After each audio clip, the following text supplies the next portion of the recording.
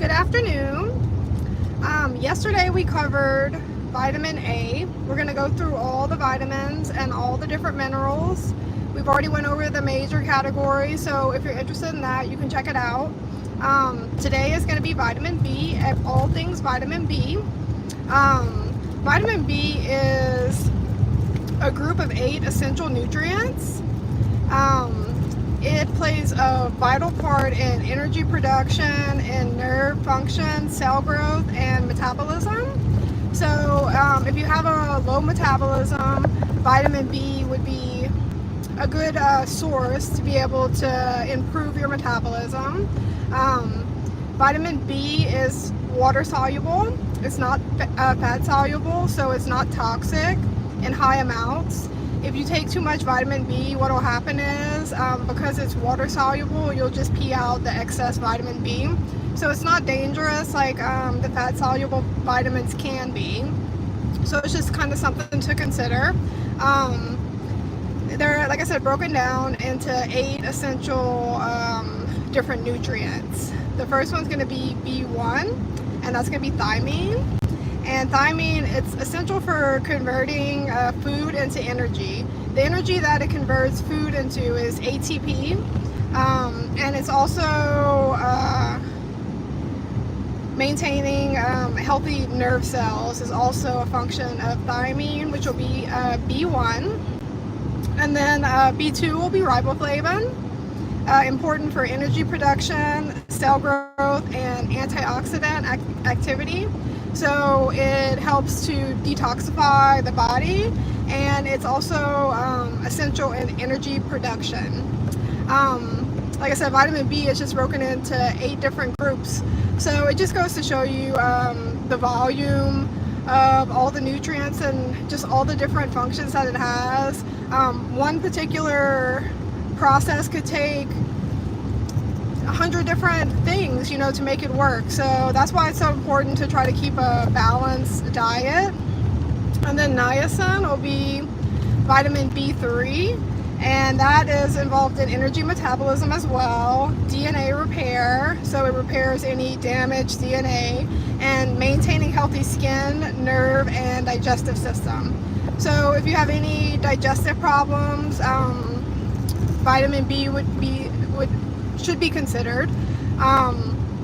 And then maintaining healthy skin. Our skin is our biggest organ. So we talked yesterday, vitamin A helps improve your skin. If you have dry skin, you should try to take vitamin A to help improve the dryness or scaliness of skin.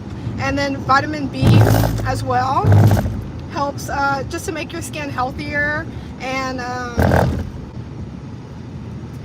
it's essential to maintain your skin as well. So your skin, it's always changing, you're always developing new skin cells, and it's just a never-ending process. So you do need vitamin B for that as well. Let's see. And then we'll go on to vitamin B5. That one is essential for synthesizing fatty acids, hormones, and other essential compounds. So it helps to break things down. Hi everybody, welcome. Thanks for joining. Then we're going to go into B7, which is involved in fat, carbohydrate, and protein metabolism. So it's going to help to break down protein and things throughout the body. So that's also very important. Then vitamin B9, which will be folate, is essential for cell growth, DNA synthesis, and red blood cell formation. It also plays a critical role in preventing birth defects during pregnancy. Vitamin B9, folate, is essential during pregnancy for preventing birth defects. So that's why taking like a prenatal supplement before you get pregnant, if you're planning to get pregnant, sometimes it happens unexpectedly, but you want to take a vitamin, especially when you are pregnant, just for reasons like that. Everything serves a role in the body. The baby's going to need a lot of things, and it's your job to supply it to the baby. So that's why Like I said, all these things seem minor, but they all serve critical roles in the body. Then let's see what else we have. B12 will serve an important role in nervous functions and red blood cell formation and DNA synthesis. So it's required to make DNA. So that's essential, definitely. Like I said, it's beyond our comprehension of what all these things do in the body. This is just what we're aware of and what science has done its research on. And I'm sure, like, for instance, when I was in school for nutrition, it was always vitamins and minerals are the smallest component of your diet. Or that's what we thought for years and years and years. Well, then all of a sudden they started finding these even smaller units, and it's an evolving science, you know? So science is always moving, it's always changing, and the more people know about it, the more input we put into it, the more knowledge that we have and the more power that we have to try to maintain and control these factors in our body. It's really, vitamin B is crucial to overall health and well-being, and deficiencies can lead to various health issues.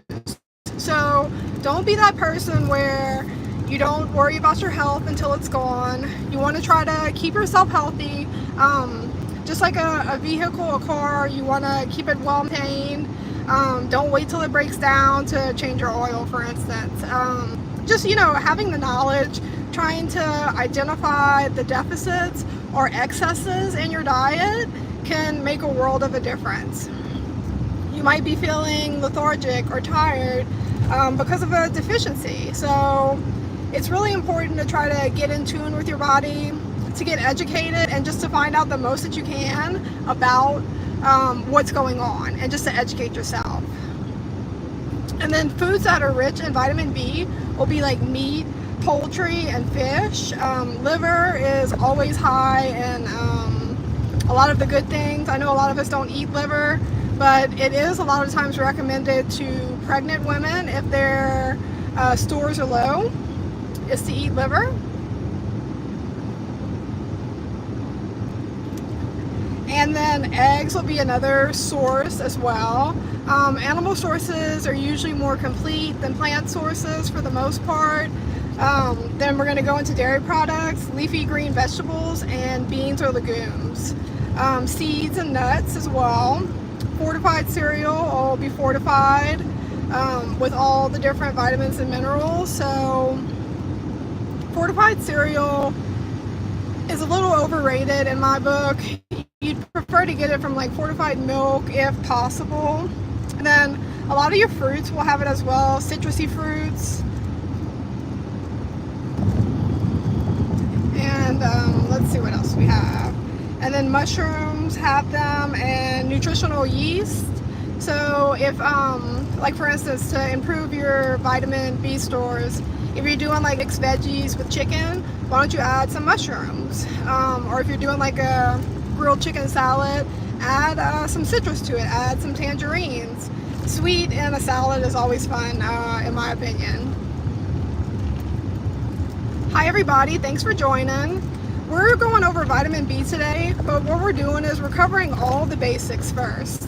We went over carbohydrates, protein, and fat, and now we're breaking it down to the vitamins and the minerals. It might help some of you identify issues that you're having in your body that you might not even be aware of, or might have persisted for so long that you think that it is normal, but it's not necessarily normal, and it can be improved with diet and nutrition.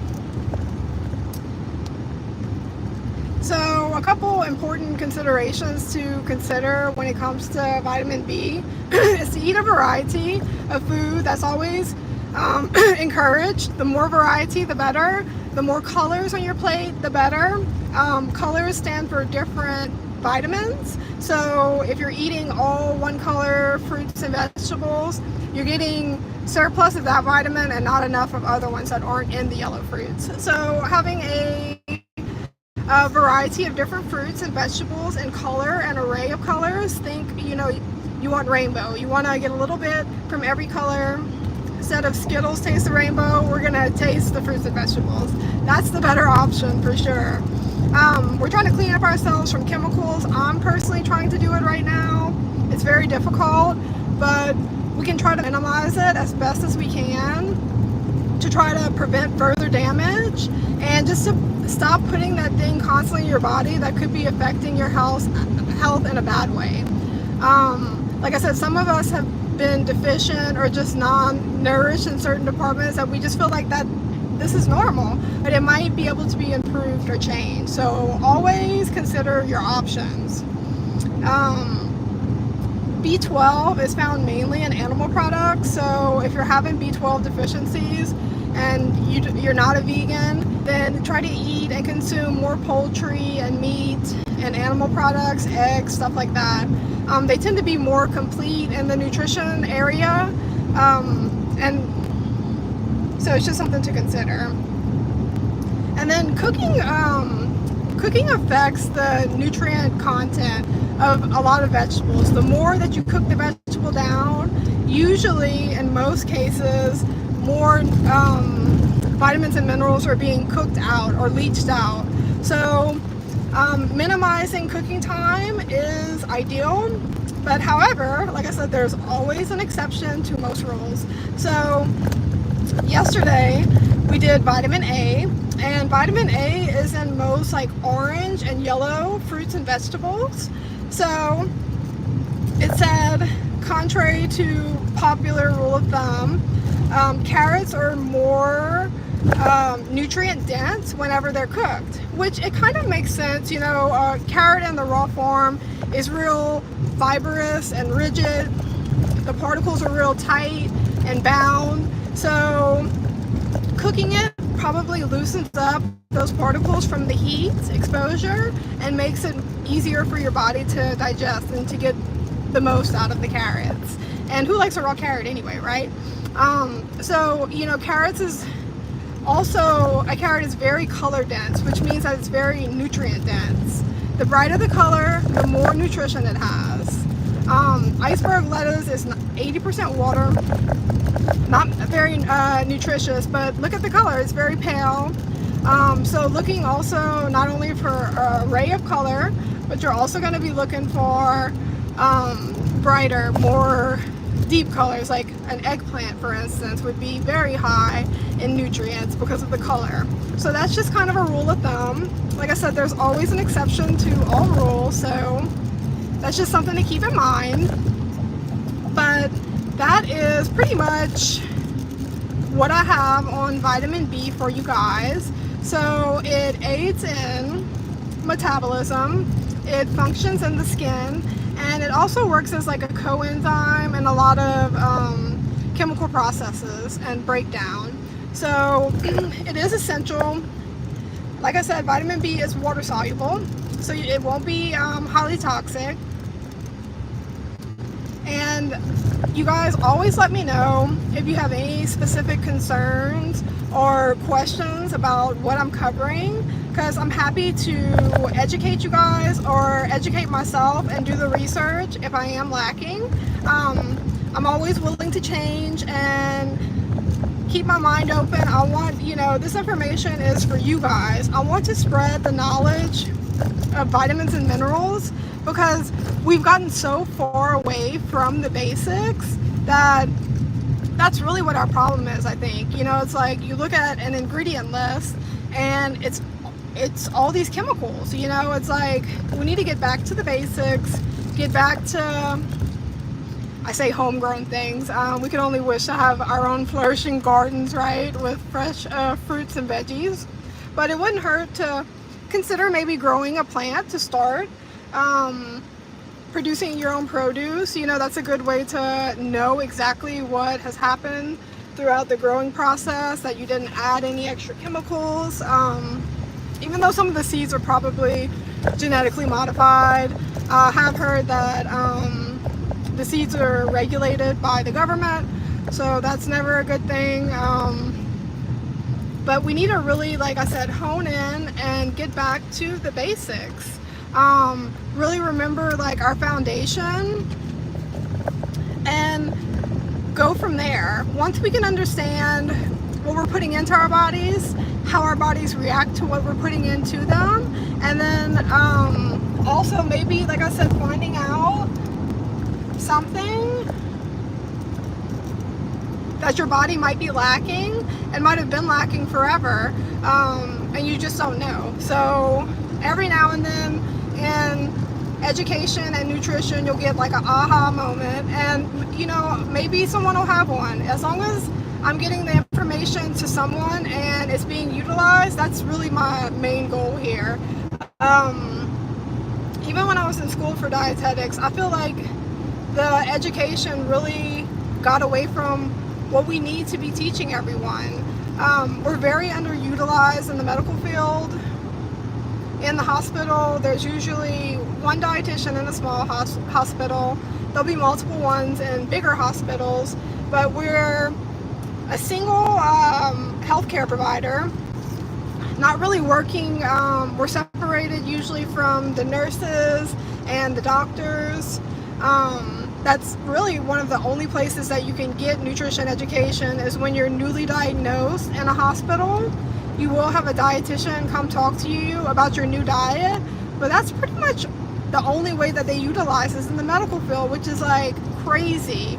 You would think a doctor, a general doctor's office would have maybe a dietitian on call, that if they're having a patient, a doctor, I don't know if anyone can attest to this. How many times has a doctor tried to encourage nutritional changes instead of a medication? Has anyone had that experience?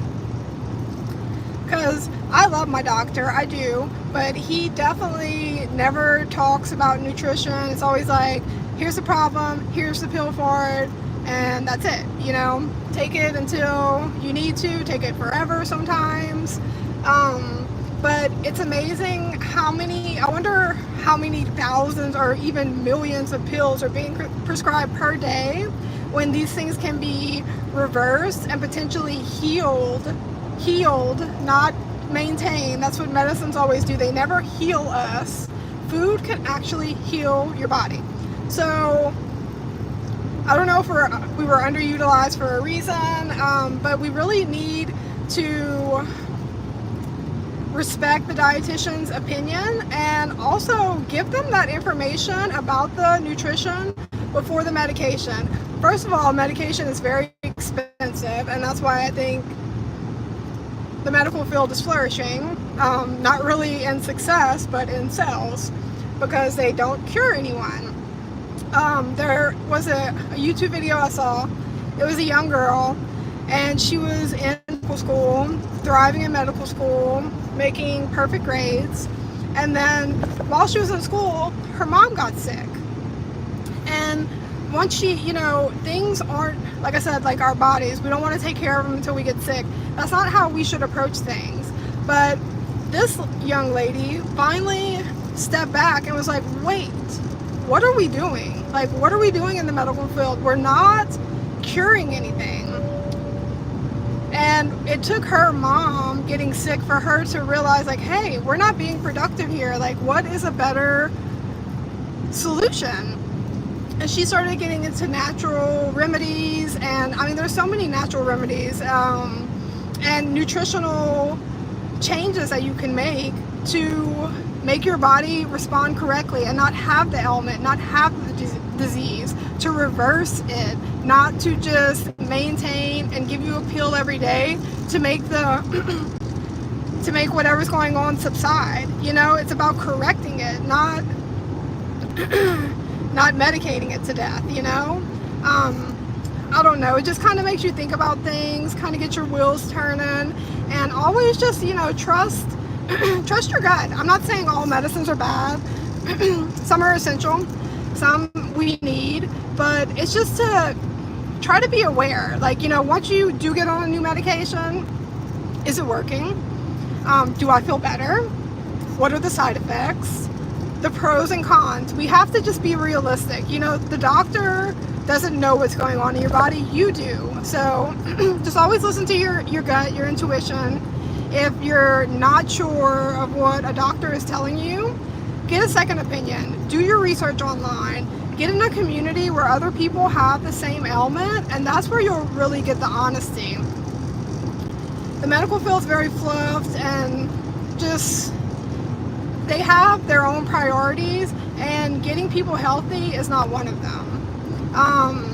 It's profit over people, unfortunately, and that's just how it is. So instead of giving them their profit, you pick the people, you pick yourself, you are important.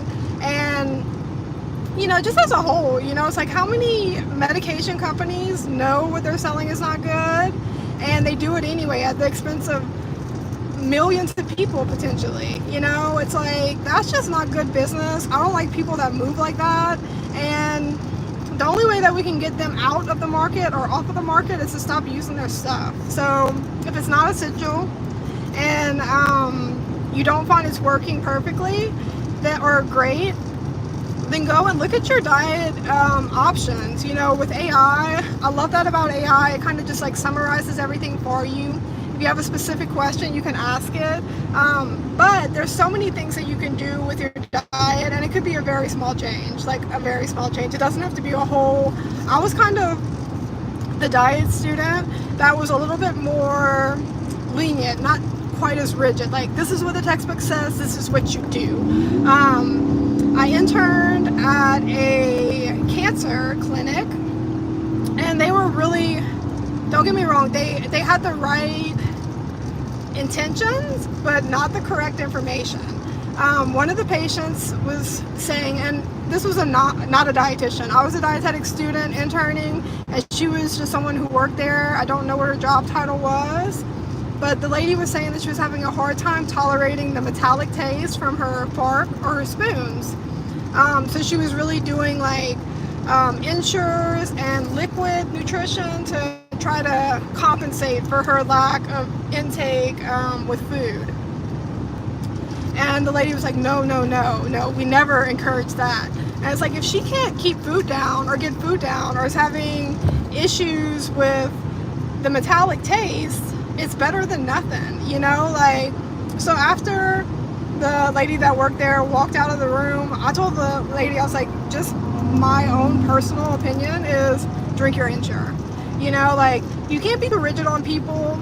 So many dietitians go into a patient's room and it's like, hey, you are a new diabetic, you cannot have this, that, and that. People just aren't going to respond well to that. It's like, you ask them, do you eat this, that, or the other? How often? And then you kind of adjust from there. Like, if they're eating a whole lot of carbohydrates that they shouldn't, be like, okay, so we're going to let you know what a portion is, and then tell you what you're supposed to have, and just kind of try to improve it slowly. Just like I said, fad diets don't work. Major dietary changes are not always feasible. And sometimes they are, don't get me wrong, but taking small steps to do it versus an all or nothing approach is a much better and safer route for me. Personally, that's just my personal opinion. So, like I said, coming off of the textbook sometimes it's okay, you know? It's okay to not always hone in exactly on what they teach us, because we don't know what information has been correct throughout the years. We know that there is some manipulation of the data and in the science world. So it's just important to keep your head on a swivel, keep your eyes open, keep your heart open, and always try to do the right thing. Like I said, it's so crazy, but the profit over the people, you know, like just like with the baby powder. It's like our parents all use baby powder on us. Most people use baby powder on their children. And we knew about this for years and years and years and just never did anything about it. It's like, for the babies, like, if you don't have integrity with the babies, they sure don't care about you. So just keep, like I said, your brain open and stay with me, and we're going to get educated together and try to, you know, correct whatever's going on in our bodies, and potentially try to take some of these chemicals out and get back to the basic nutrition that can make our bodies flourish and prevent disease. And don't be that person, like I said, that waits till you get sick to take charge. You're a vehicle and you want to maintain the equipment because it's your only car. You know, you're not going to get a new body. You might be able to get a doctor to do a surgery here or there, but this is your only vehicle that you have for your lifetime. So take care of it, and I hope you guys have a great afternoon.